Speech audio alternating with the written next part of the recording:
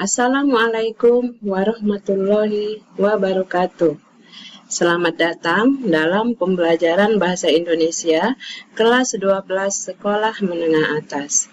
Materi kita mengidentifikasi dan merancang teks editorial, disusun oleh Betty Susanti MPD.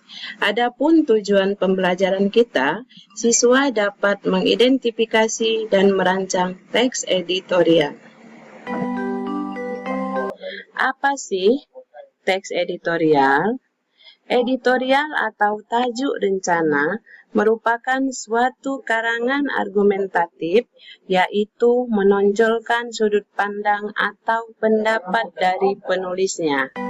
Teks editorial biasanya ditulis oleh seorang editor di media massa. Lalu, apa sih fungsi teks editorial? Fungsi teks editorial ada dua. Yang pertama, menjelaskan kepada masyarakat mengenai peristiwa tertentu agar berita tersebut tidak sekadar menjadi isu, tetapi menjadi laporan peristiwa yang mempunyai bukti dan data yang akurat. Yang kedua, menunjukkan solidaritas kepada masyarakat. Artinya, teks editorial bisa menjadi aspirasi bagi masyarakat.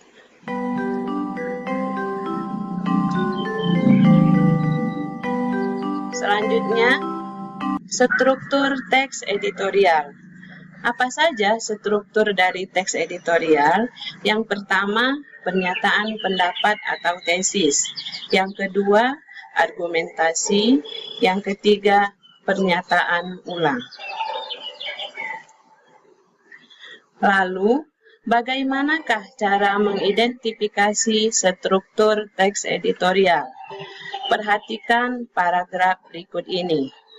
Indonesia adalah surga sekaligus kisah nyata, bukan isapan jempol belaka atau romantisme dari masa lalu. Ada begitu banyak tempat indah yang tersembunyi dan masih perawan. Sayangnya, tempat-tempat itu belum digarap serius sebagai tujuan wisata. Jangankan membuat program wisata yang kreatif, membangun prasarana saja kerap tidak dilakukan oleh pemerintah. Pada paragraf ini, terdapat suatu pernyataan umum yang nanti akan dijelaskan pada paragraf berikutnya. Lalu, kita perhatikan lagi paragraf berikutnya.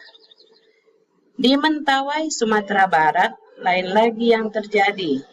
Kepulauan ini memiliki ombak terbaik untuk berselancar. Namun, pemerintah daerah seolah-olah tidak berdaya di sana. Resor tumbuh menjamur, tetapi kontribusi mereka kepada ekonomi daerah amat minimal. Pada paragraf ini, terdapat beberapa argumentasi yang disampaikan penulis kepada pembaca. Kemudian, kita lihat lagi paragraf berikutnya. Indonesia memang surga sekaligus kisah nyata. Akan lebih baik apabila pemerintah dapat mengelolanya secara maksimal dengan memerhatikan kelestariannya. Pada paragraf berikut menunjukkan penegasan. Di sini ada kata memang. Ya.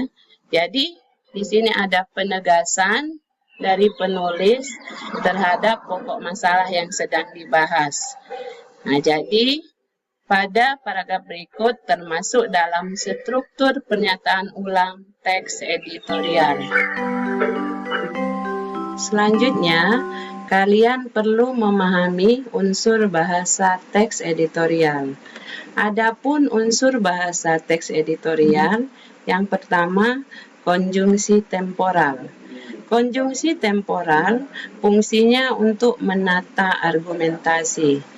Adapun contoh dari konjungsi temporal adalah pertama, selanjutnya, selain itu, dan lain sebagainya.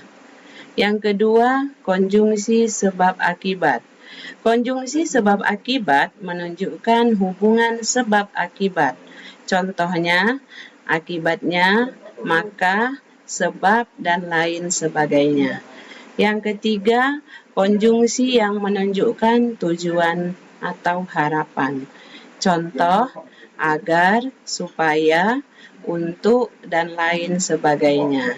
Yang keempat, teks editorial kaya akan kosakata.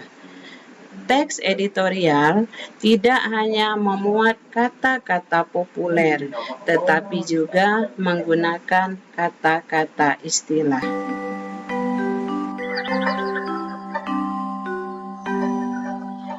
Kalian sudah mengetahui struktur dan ciri kebahasaan teks editorial.